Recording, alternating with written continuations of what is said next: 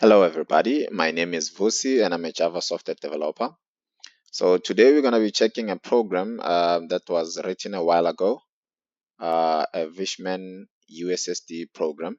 So I'm just going to be explaining code today. And then we're going to run the program and quickly check if it's running correctly.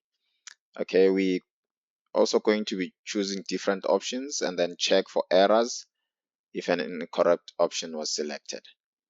And then we're also going to be checking user input.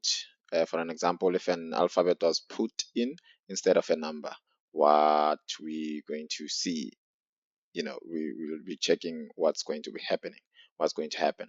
All right. And then thank you for watching. And I'd appreciate any pointers to do better next time. Okay, let's quickly run the program and check what uh, the program does. So on execution, it says, welcome to Vishbot. What is your name, friendly friend? So my name is Vusi. Then you click on enter. It says, nice to meet you, Vusi. Please select a desired product. So we've got four different options there: accounts, personal loans, insurance, and car finance. I'm just going to be selecting the first options for now. And then it says, a good choice, Vusi. See accounts below. We've got savings account, check, investments, and club accounts. We're also going to be selecting option one. And then for savings accounts, it says you will need to scan or take the photo of your ID, proof of address, and a 50 Rand opening balance. And then if you'd like to alert the banker, you'll press on 1, and then a notification will be sent to the banker. Maybe you going to fetch your card at your nearest branch, or maybe delivered to your house. Okay, so this is basically what the program does. So let's quickly check if a different option was selected. Is it still going to be doing um, the right thing? And then also check for any errors. So we're going to be doing these two at the same time. Okay, we'll be going to the code quickly after this. The name is still Vusi, and then a different option is number two. Okay, still it's showing us, okay, number 2 is personal loans. There it is over there. And then let's say we're choosing number 5 for 60 months. How much are we borrowing? It says, please note, amount starts from 1,000 Rand to 100,000. Say we're borrowing 3,000. And then it's calculating for us. There it is over there. All of it. 3,000 Rand for 60 months, which is number 5. Okay, and then the monthly installment, it's going to be 110 Rand 50 cents, and then the 6,630 Rand, or 30 rands, if in 60 months. Okay, then it says thank you and please call again. So we've tested a different option. Now let's put in an alphabet instead of a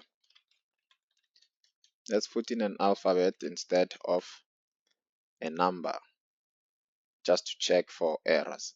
Okay, let's start by selecting option number 5 or 6 that we do not have on our list here and see what happens. Number 6 says invalid option. See there, the program terminates immediately. So let's select a different option. Pardon me, let's select an option that is not there. We'll say Paul. Okay, Paul, select 1 up to 4. 1, 2, 3, or 4. And then Paul selects P by mistake. It says invalid input. So our program is working correctly. We've checked for errors. We've checked if an alphabet was put in instead of a number. So there's exception handling. Errors are handled. All right. Now, this is where we've declared our variables, 1 up to 4, and then we've put in a declaration of number. Okay, then we used our exception handling there to try and catch any errors. So at execution, this is what you're going to be seeing. welcome Vishbot, and prompting you to put in your name where it says what is your name, friend to friend, and then nice to meet you, your name over there. Okay, and then we'll be checking this one here. After your name, it's still going to prompt you, the user, to please select a product, and then a number will be expected for you to type. You'll be expected to type in a number. This is where we store the number, and then we using conditional statements now. If number one, of which is accounts, remember accounts, there it is over there. If number is equals to accounts, account is number one. We've declared accounts here. So if number one is selected, we're going to be printing out this statement over here. It says good choice, your name, and then please see accounts below. All of these accounts, savings account, and all of those accounts. And then if you select any of these options here, then it's going to take you to a different class. If you didn't select number one, of which is accounts, it's going to skip all of this statement here, all of this if condition statement, and then it's going to check for the second one. So basically it's a repetition of code, but then it takes you to a different class. This here, it's a condition, it's conditions, all of it, and then taking you to a different class. See this, the last statement here. It says if it's not equal to, if it's equal to 0 or equals to 4. If it's not equal to 0 or equal to 4, then it says invalid option. That's where we've handled it. And any other letter other than numbers, it will say invalid input. So basically what I was explaining here on option 1 is the same with the other ones. But then this one, if you are to select option 1 and then select any of these accounts here, it's going to take you to account my account. Account my account is this one here. See there. There's the name of the class, and then the name of our method. This side, a account. There's a account, and then my account. Here's my account. My account. And then it will skip all of the other ones here. If this one was selected, it's going to skip all of these here and then go to this class,